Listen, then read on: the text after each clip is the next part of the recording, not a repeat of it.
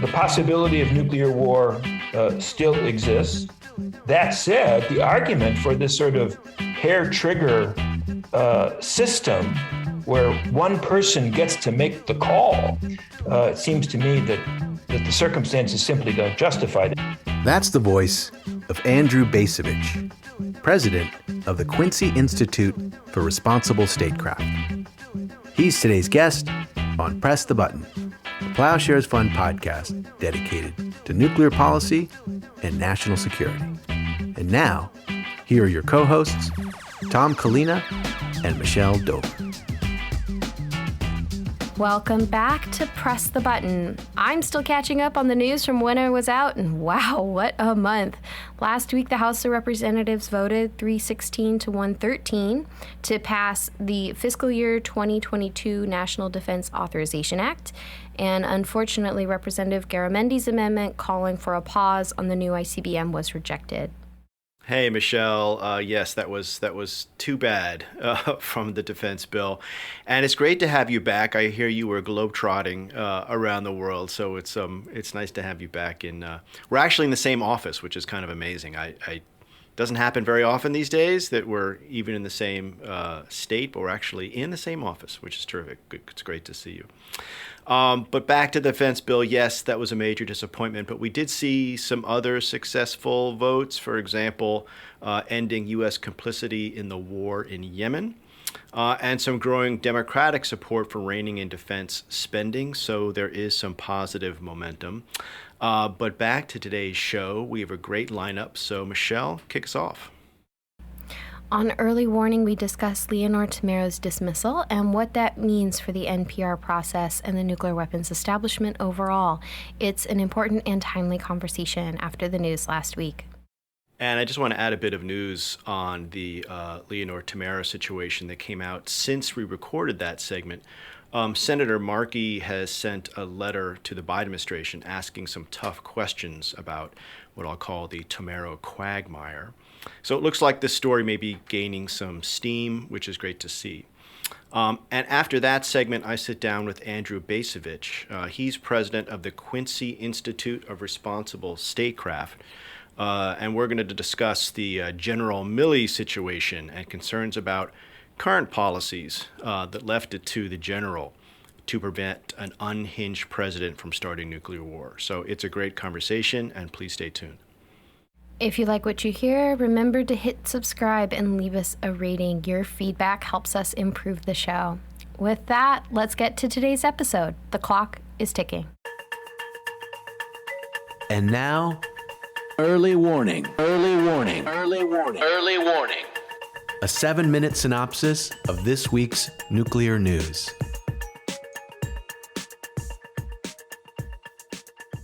Thanks, Del. As has been reported by Politico and the Washington Post, the Defense Department has fired Leonor Tomero, the Deputy Assistant Secretary of Defense for Nuclear and Missile Defense Policy. She was playing a key role in drafting the Nuclear Posture Review, which, as our listeners know, will set U.S. nuclear policy for the Biden administration. She was also one of the more progressive thinkers in the Pentagon, having previously worked in the arms control community and for House Armed Services Committee Chair Adam Smith. So what happened? The Pentagon says this was just a friendly reorganization, nothing controversial to see here. Others see sharp-elbowed politics at play, and that a voice for change inside the building has been replaced with status quo thinking. Here to help us sort this out is Dr. Jeffery Lewis, director of the East Asia Non-Proliferation Program at the Middlebury Institute of International Studies. Jeffrey, thank you so much for being here. Hey, it's good to talk to you, Tom. So, Jeffrey, tell us what you think happened. Well, I don't think this is about a reorganization because there's going to be an Assistant Secretary of Defense for Space, which frankly, Leonor would have been exquisitely qualified for. And that person is going to have, I'm told, a few deputies, one of whom will have a job that looks very much like Leonor's. And so, this is, I think, a polite fiction using a reorganization to sort of pretend that the music has stopped and that there suddenly isn't a chair for Leonor. But But in fact, this is about policy. I mean, I think this is a classic example of an organization having an autoimmune response to new ideas. To the extent there's more to this story, do you think that information will come out? And if so, how? Yeah, I do think the full story is going to come out, in part because there's already a whisper campaign sort of tarnishing Leonor's reputation, which is really strange because, Leonor is a pretty known entity. She worked on the Hill for 10 years. Never any hint of any kind of problem with her behavior. But we're hearing these kinds of, stories about how she got crosswise with her boss. And in particular, there were some allegations that she was actually, in contact with folks on the Hill. And I think that's false. In fact, I know that's false because I know some of the people. But what I think is that because they have been telling people it was about her contacts on the Hill, I think the Hill was going to take this pretty seriously, because it's one thing to fire Leonor and she'll be fine, right? She actually did not need this aggravation. But what I really do think it sends is a very chilling message about congressional oversight. And so knowing someone on the Hill or being from the Hill, if that can be weaponized against you because people don't like your policy ideas, then it's going to be really hard for Congress to do its oversight. So I suspect there are going to be some people on the Hill asking pretty tough questions. So there's more to this story here that at some point hopefully will come out. But what we do know is that Leonor, who many of us know, and we know her as a excellent, sharp analyst and tremendously smart person, has been fired and will likely be replaced in this important role in the nuclear posture review with someone more conservative than her. And so tell me, just knowing that, what does this mean for the nuclear posture review itself, and more broadly, prospects for changing U.S. nuclear policy? Yeah, at some level, I guess we shouldn't be surprised. If you ask the Pentagon to tell you what U.S. nuclear policy should be, you're going to get a study that tells you what nuclear policy is. I mean, most of the nuclear posture reviews have been done were pretty disappointing. They kind of range from a magnificent waste of time with some good ideas to magnificent waste of time with some bad ideas. But in general, they haven't really resulted in real change. And so I'm not all that surprised. And, to be honest, it's really what we should probably expect. But I think the part that's disappointing to me about this is that it's ultimately an enormous wasted opportunity. A president only has a few years to make an impact. And I'm someone who thinks you shouldn't do nuclear posture review, because if you know what you want to do, you should get doing it. Don't waste time doing a bunch of studies so that you have to do a study about your study. Just do it. And, I think we are entering a really dangerous period. I think we're entering a period in which, we are seeing a very substantial decline in our relationships with Russia and China. We're seeing all kinds of new strategic programs that they're engaged in, and that's feeding this kind of, arms race dynamic. And, I am hearing consistently that there are people in the Pentagon who want to resume nuclear testing, that there are people who want to grow the size of the arsenal. And I don't think Joe Biden's going to do that, but it's not enough for him to be a good person who doesn't want to do those things. He has got to find a way to put this ship headed in a different direction. And so, wasting 6 months or a year on a review that's probably going to get rewritten is just squandering this opportunity at a time when we just don't have that much time. Jeffrey, we are out of time, but I want to thank you very much. I'm hoping we'll learn more about this really tragic situation as it unfolds. And I wish you all the best in all your work. Thanks. Join us Thursday, October 21 for Press the Button Live, Nuclear Policy in the Biden Administration and Beyond. 11 a.m. Pacific, 2 p.m. Eastern, broadcasting live on Zoom. Every year, Plowshares Fund gathers partners in the nuclear policy community, members of Congress, and listeners like you who are eager to learn more about how we can reset nuclear policy and create a safer world for all. This year, we're adapting our annual Nuclear Policy Forum into our Press the Button podcast format for an inspiring and informative discussion. The virtual forum will be led by Plowshares Fund President Dr. Emma Belcher and Press the Button podcast co-hosts Tom Kalina and Michelle Dover. Confirmed guests include Chairman Adam Smith of the House Armed Services Committee, California Congressman Ro Khanna, and many more to be announced. For more information and to register for this free event, visit plowshares.org. Hi, my name is Chase Enright, and I'm the Development Coordinator at Plowshares Fund. I'm also a dedicated listener to Press the Button and an advocate for eliminating nuclear weapons. Whether you're a baby boomer, millennial, or member of Generation Z like me, I believe it's crucial that we learn about and speak up on nuclear weapons issues. Because nuclear weapons affect all our lives. That's why in-depth discussions on nuclear policy and national security, like the ones on Press the Button, are so important. To help us continue our work and support the podcast, please donate to Plowshares Fund. Whether it's $5 or $5,000, every last bit helps. We rely on the generosity of supporters and listeners just like you to fund our work to foster the next generation of nuclear scholars and activists and spread the boldest ideas for reducing the global nuclear threat. As we often hear on Press the Button, our work is more crucial than ever. Please help us keep the conversation going by visiting plowshares.org and donate today.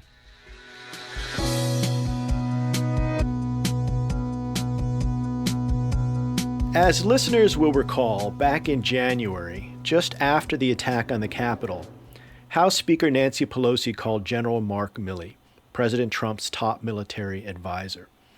Pelosi was calling to see if there were guardrails in place to prevent an unstable president from ordering a nuclear strike. General Milley assured her that there were. But what were these guardrails? Now we may know. According to a new book by journalists Bob Woodward and Robert Costa called Peril, the general ordered his staff to come to him if they received a strike order from the president. He was inserting himself into the chain of command. Now, the funny thing is that General Milley, even though he's the chairman of the Joint Chiefs of Staff, is not formally part of the nuclear launch procedure.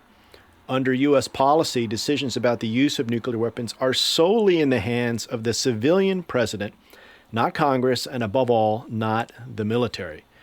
The president may choose to consult with senior advisors, such as General Milley, but is not required to. So if the Woodward-Costa report is accurate, General Milley was breaking the rules big time. And his efforts might not have worked anyway, since his staff could still have chosen to honor the president's orders over the generals. But the real story here is not whether General Milley did the right thing, although we'll get to that in a minute, but why did the general have to break the rules to get the right result, which was preventing an unhinged president from starting nuclear war? Maybe the problem is not the general, but the policy. So to help us explore this issue today, we have Andrew Bacevich, and he is a retired Army colonel and president of the Quincy Institute for Responsible Statecraft. His most recent book is After the Apocalypse, America's Role in a World Transformed. Andy, thank you so much for being here today. Happy to be with you. So Andy, you had a terrific op-ed in the LA Times last week where you wrote, "Let's be clear about where the problem lies. It's with the existing U.S. system for controlling the use of nuclear weapons. That system placed Milley in a difficult predicament." Please tell us what you mean. Well, I think you touched on the core issue in your introduction. That is to say that when it comes to the control of nuclear weapons, the authority to direct their use rests with one person, the President of the United States. Where does this system come from? Well, it comes from the Cold War, when a nuclear retaliatory capability, or arguably a nuclear first strike, really represented the centerpiece or the ultimate expression of our national security strategy. I think especially in the early days of the Cold War, the perception developed.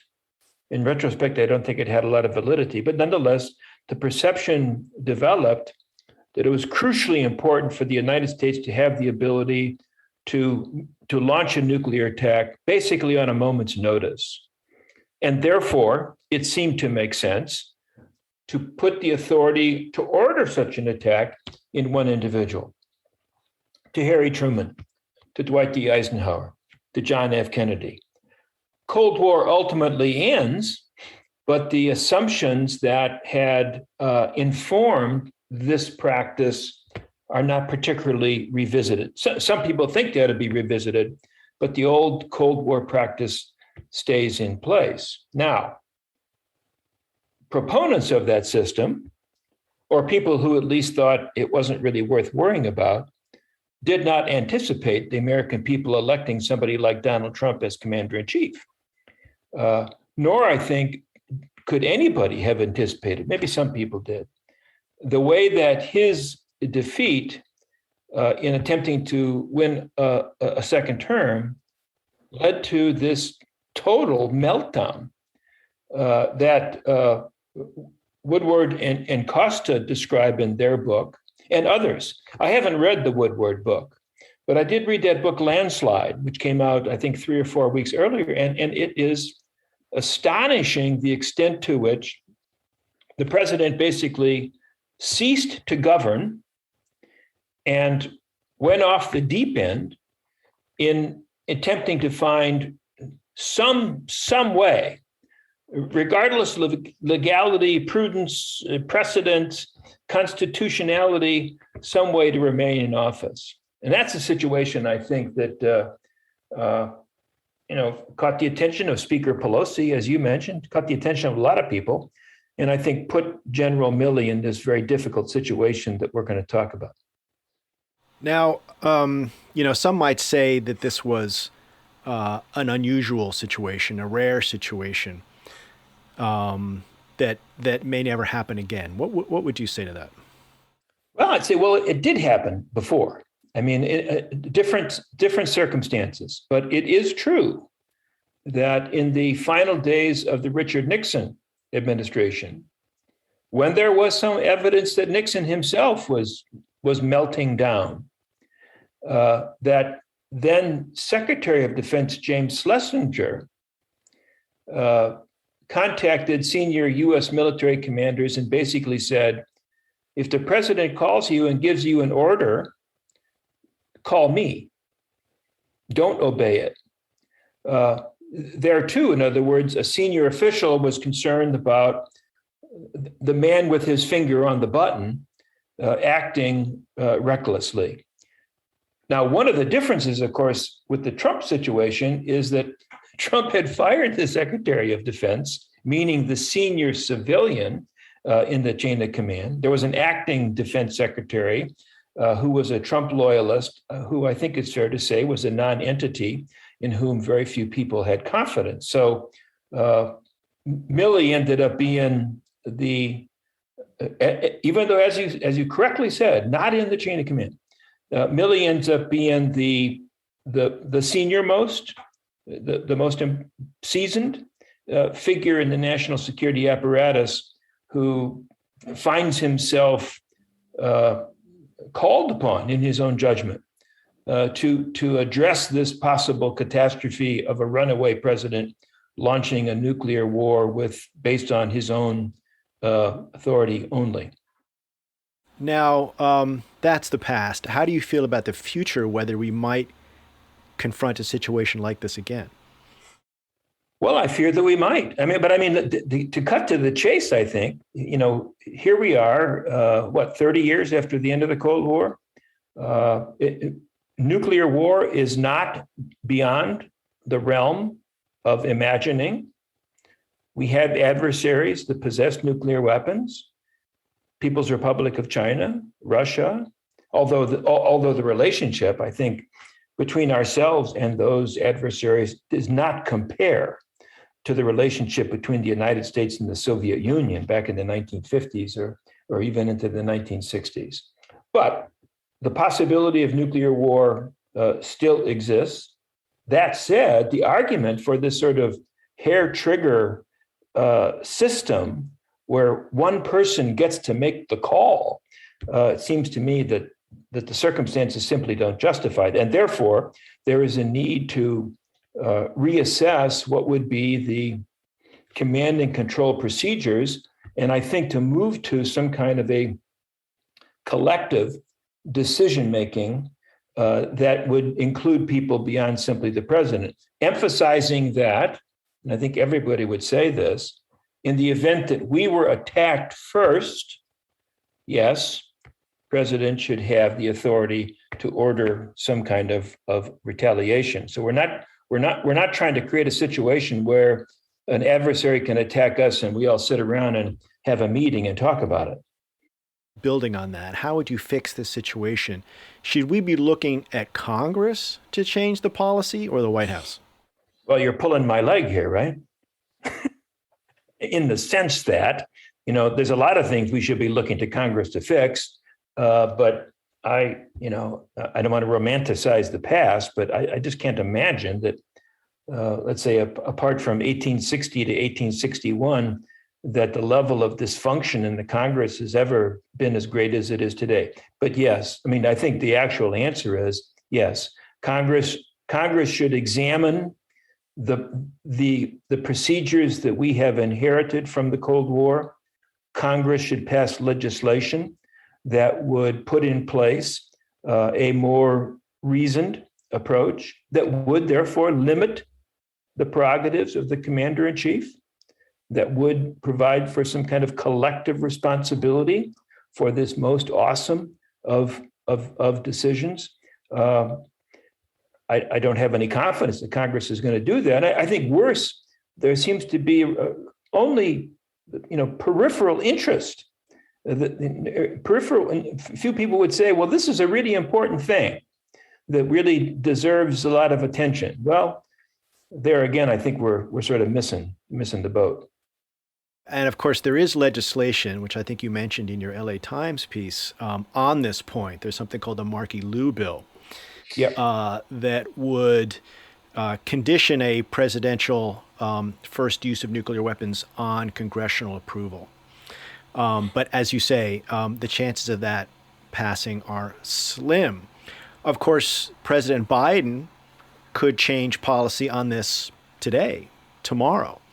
And some would argue that even though we're not as concerned about President Biden as we were concerned about President Trump, that President Biden should change this policy in case we get another Trumpian president. What are your thoughts on that? Well, I guess he could, but as long as the policy is a result of executive order, then, if that next president is Donald Trump, which is not beyond possibility, then that president can issue his or her own executive order, and we're back where we stand. So I think that it's incumbent upon the Congress to act. And despite the fact that there, I don't know how many bills there are in Congress just kind of float around and never really get enacted. But I think this is one subject where serious action is required. As far as I can tell, it's probably not in the offing, but that's a lick on Congress. Now, you wrote that General Milley's actions inserting himself against the rules into the process were prudent, but you still think he should be fired. Why is that? Well, I can't remember if I used the word prudent. Understandable. Was the guy in a tough position? Yeah. Would I have wanted to be in Milley's shoes as the commander-in-chief is having temper tantrums? No. So he didn't try to do bad. He was trying to do good. But there's no question that he was challenging the principle of civilian control. That is the bedrock of our system of civil military relations. We are a country, for better or worse, we are a country that is committed to maintaining the most powerful military establishment on the planet. We are also a country, if we go especially by the last 20 or 30 years, that it wants to put that military to work. We think it's appropriate to intervene, to drop bombs, airstrikes, to overthrow regimes we don't like. And for that reason, anything that interferes with civilian control strikes me as very, very, very dangerous. So even if we can credit Milley with, trying to navigate his way through an exceedingly difficult situation and making sure that the planet doesn't blow up, nonetheless, I think that what he did was contrary to the principle of civilian control, and that reason is sufficient for him to go away. Were I Biden, the Navy, I think in particular, has this wonderful phrase that they use about losing confidence. When the Navy loses confidence in a commander, the commander is removed. He doesn't get strung up at the yardarm. He's not executed by a firing squad. But to lose confidence in the commander is sufficient reason to remove the commander from his position and put somebody else in the job. I think that the appropriate action here by Biden is to say, I have lost confidence in General Milley, and therefore I'm going to appoint someone else to become chairman of the Joint Chiefs. We're not going to imprison. We're not going to court-martial him. He can retire. He can he'll have a fine pension and so on. But it's time for us to put somebody in the office in whom we do, the nation and the president, in whom we do have great confidence. In my judgment, that's not Milley.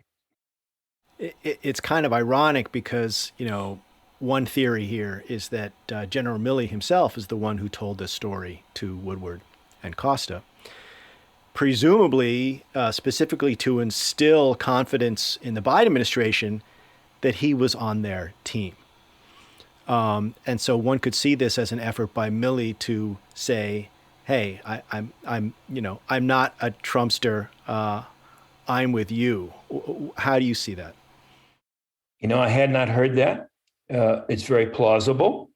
If it's true, I think that's further evidence that this guy is deeply politicized. Again, speaking only as a citizen here, I don't want a chairman of the Joint Chiefs who is for some president and against some other president. I want one who clearly understands the principle of civilian control and adheres to it. Quite frankly, this is not Milley's first offense. You remember the infamous incident of Trump marching across Lafayette Square, across from the White House, accompanied by General Milley, who was decked out in battle dress uniform as if he was going to take on the enemy. And all this, of course, caught on video on the nightly news. Milley later apologized, realized that he basically had been sucked into a Trumpian stunt, that he should not have been there. It was good that he apologized. But nonetheless, this is an example of a guy who seems to be tone deaf when it comes to the question of civilian control. Again, he may be a fine guy, but as far as I'm concerned, this is 2 strikes and you ought to be out. And what about the other aspect that was brought forward by the Woodward Costa book, which was General Milley's calls to his counterpart in China, reassuring the Chinese that an attack was not imminent? Where does that fall on the? My LA Times piece that you very generously referred to basically referred to that as treasonous. It's mind-boggling to call an adversary. I don't think of the People's Republic of China as our enemy. We're not engaged in direct hostilities, but they're certainly a competitor. There's certainly the possibility of a military-to-military relationship that may worsen over time. So the audacity of him thinking that he could call up his counterpart and say, I'll call you in advance if we attack you.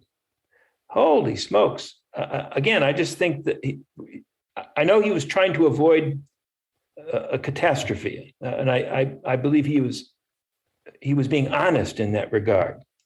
But this is further evidence of bad judgment. A minute ago, I said 2 strikes and he's out. Well, call it 3 strikes. Would you have a different opinion there if Milley had just been calling his Chinese counterpart to reassure him that a strike was not imminent, as opposed to saying, I would call you if there were? I'm not sure that any call to his counterpart at that moment was appropriate. Now, what I would say, I think that Milley's conversations with his fellow 4-stars, I'm assuming they were mostly 4-stars, where he said, if you discern that the president is about to do something reckless, call me. I want to be consulted, even though he is not in the chain of command. I think that actually was prudent and appropriate. In other words, give me some advance notice that we are about to embark upon what could be the ultimate crisis. Give me a chance to try to, talk to the president, talk to the vice president, but to do something that would avert the catastrophe. I think that was appropriate. But then to say, I'm going to call my Chinese counterpart, that was not appropriate. Andy, we are out of time, but I want to thank you so much for coming on the show. And I think this issue will be with us for some time to come, so we may have opportunities to talk again. But for now, thank you so much, and I wish you all the best in all of your work. Thanks very much.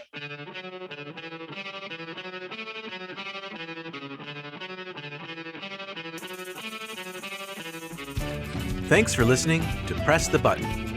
This podcast is produced and edited by Alex Hall in Washington, D.C., and Delphine Vigil in San Francisco. Research by Desiree Cepetis and Harry Tarpey. Audio engineering and sound design by Michael Padilla and the Soundport Recording Studio in Grass Valley, California. Our theme song is by Lyrics Born and the Poets of Rhythm, sampled with kind permission. Additional music by San Francisco-based bands 17 Evergreen and the Society of Rockets. To continue the dialogue and support our work, visit plowshares.org.